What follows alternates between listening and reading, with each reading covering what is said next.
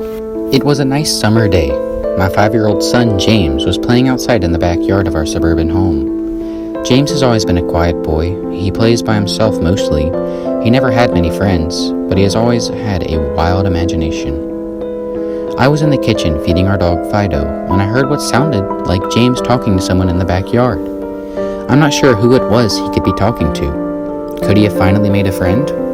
Being a single mom, it's hard for me to always keep an eye on my son, so I decided to go outside and check on him. When I went into the backyard, I was a bit confused because James was the only person back there.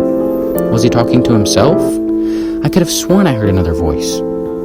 "James, it's time to come inside," I called out to him. He came inside and sat down at the kitchen table. It was about lunchtime, so I decided to make him a turkey sandwich.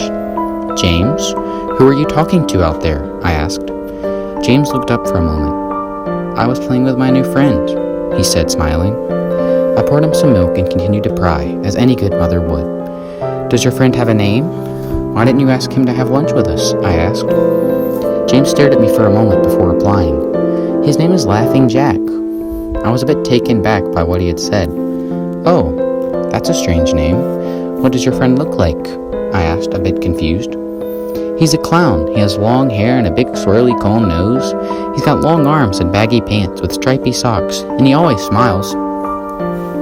I realized my son was talking about an imaginary friend. I suppose it is normal for kids his age to have imaginary friends, especially when he has no real friends to play with. It's probably just a phase.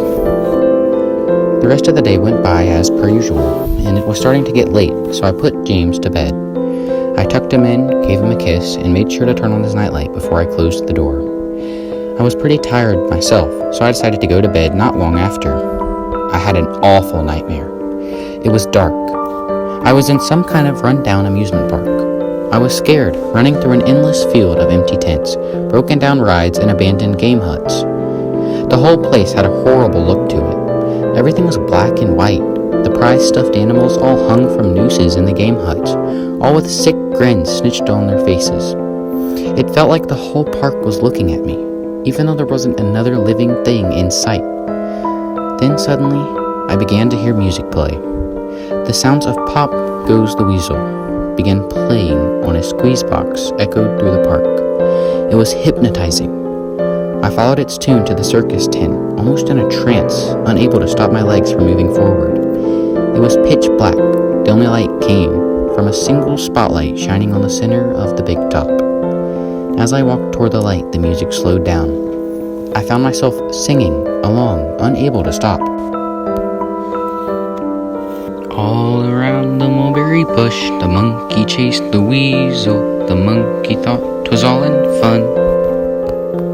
The music stopped right before its climax, and suddenly the lights shot on. The intensity of the lights was practically blinding. All I could see was a small dark silhouette shuffle towards me. Then another one appeared, and another, and another. There were dozens of them, all coming toward me. I couldn't move. My arms and legs were frozen. All I could do was watch as the haunting figures grew near. As they got closer, I could see they were children. As I looked at each one, I noticed they were all horribly disfigured and mutilated. Some had cuts all over their body, others were severely burnt, and others were missing limbs, even eyes. The children enveloped me, clawing at my flesh, dragging me to the ground, and tearing inside me. As the children tore me apart and I faded away, all I could hear was laughter. Horrible, awful, evil laughter. I woke up the next morning in a cold sweat. After taking a few deep breaths, I looked over and saw that a few of James's action figures were positioned facing me on top of my nightstand. I sighed. James had probably woken up early and put these here. I gathered up the toys and made my way to James' room. However, when I opened the door, James was sound asleep. I just shrugged and placed the toys back in his toy box and headed out to the living room. A little while later, James woke up and I made him his breakfast. He was quiet and seemed a bit groggy. Perhaps he didn't sleep well either. I decided to ask him about toys. "James, honey, did you put the toys in Mommy's room this morning?" His eyes shot up at me for a moment, then quickly glanced back down at his cereal. "Laughing Jack did it." I rolled my eyes and responded, "Well, you tell Laughing Jack to keep the toys in your room." James nodded and finished up his breakfast, then decided to go play out in the backyard. I went to relax in the living room, and I must have dozed off because I woke up a couple hours later. Crap! I need to check on James. I was a bit worried. It had been over 2 hours and I haven't checked on him. I stepped out into the backyard, but James wasn't there anymore. I was getting nervous, so I called out to him, James, where are you? Just then I heard a giggle from the front yard. I rushed through the gate around to the front of the house. James was sitting on the sidewalk. I breathed a sigh of relief and walked over to him. James, how many times have I told you to stay in the back? James, what are you eating? James looked up at me, then reached into his pocket and pulled out a handful of hard candies in all colors. This made me very nervous. James, who gave you that candy? James just started at me, not speaking. James! Please tell Mommy where you got that candy. James hung his head down and said, Laughing Jack gave it to me. My heart sunk. I kneeled down to look him in the eye. James, I've had enough of this Laughing Jack thing. He is not real. Now this is a very serious situation. I need to know who gave you the candy. I could see my son's eyes tear up. But Mama, Laughing Jack did give me the candy. I closed my eyes and took a deep breath. James has never lied to me, but what he's telling me is impossible. I make him spit out the candy and I throw the rest of it away. James appears to be fine. Maybe I'm just overreacting. After all, he could have gotten it from Tom and Linda from next door or Mr. Walker down the street. Either way, I'm going to have to keep a closer eye on James. That night, I put James to bed as usual and decided to go to bed early myself. Suddenly, I was woken up by a loud bang coming from the kitchen. I sprung out of bed and hurried down the stairs. When I got to the kitchen, I was horrified. Everything on the counters had been thrown onto the floor, and our dog Fido hung dead from the light fixture. His stomach was cut open and stuffed with candy, the same type that James was eating earlier that day. My shock was quickly broken by a sharp scream coming from James's room, followed by loud crashes. I quickly grabbed a knife from the drawer and moved up the stairs with the speed that only a mother whose child is in danger could have. I burst through the door and flicked on the lights. Everything in the room was knocked over and tossed on the floor. My poor son in his bed crying and shaking with fear. A pool of urine stained the sheets. I scooped my child up and ran out of the house and went next door to Tom and Linda's house. Luckily, they were still awake. They let me use their phone and I called the police. It didn't take them long to arrive and I explained what happened. They looked at me as if I were crazy. They searched the house, but all they found was a dead dog and 2 trashed rooms. The officer told me that someone had probably gotten into the house and done this right before making a quick escape when they heard me coming up the stairs. I knew it wasn't true. All the doors were locked and none of the windows were open. Whatever was in my house didn't come from outside. The next day, James stayed inside.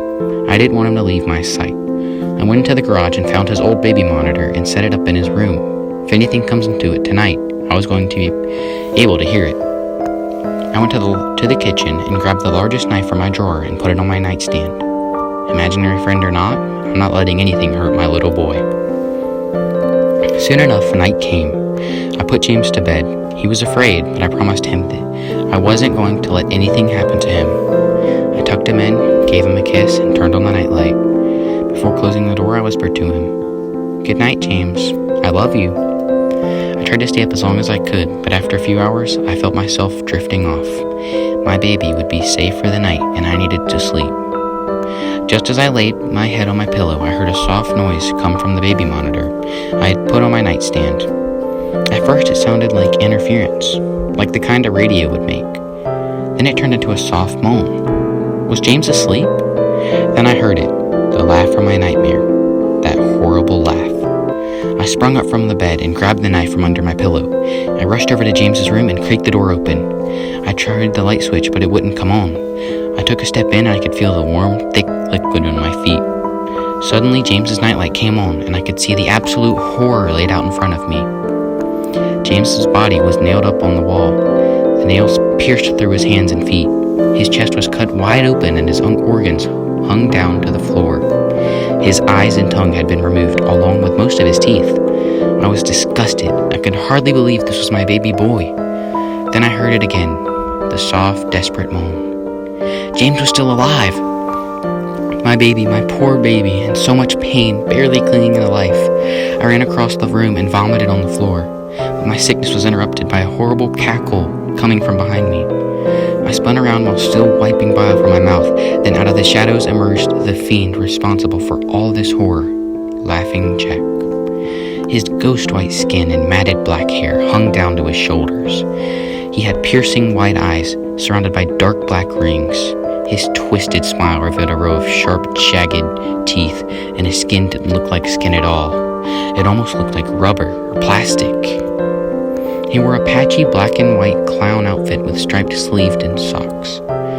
His body itself was grotesque, his long arms hanging down past his waist, and the way he was poised made him look almost boneless, like a rag doll. He let out a sickening laugh, as if to let me know he was pleased with my reaction to his work. He then turned around slowly in front of James and began to laugh even more at the horrific sight he has laid out. That was enough to shake me from my terror. I snapped, "Get away from him!" I rushed at the monster, raising the knife above my head, and stabbed down at him, but as soon as the knife touched him, he disappeared into a cloud of black smoke. The knife passed right through and pierced James's still beating heart, splashing the warm blood on my face. No, what have I done? My baby, I killed my baby. I immediately fell to my knees, and I could hear sirens in the distance growing louder. My boy, my sweet baby. I promised Mommy would protect you, but I failed.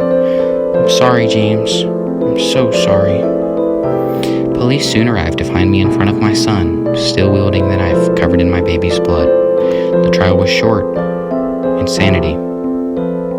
I was placed in the Veripolis house for the criminally insane, where I have been for the past 2 months. It's not so bad here. The only reason I'm awake now is because someone is playing Pop Goes the Weasel outside my window. I'll talk to the orderlies about it in the morning.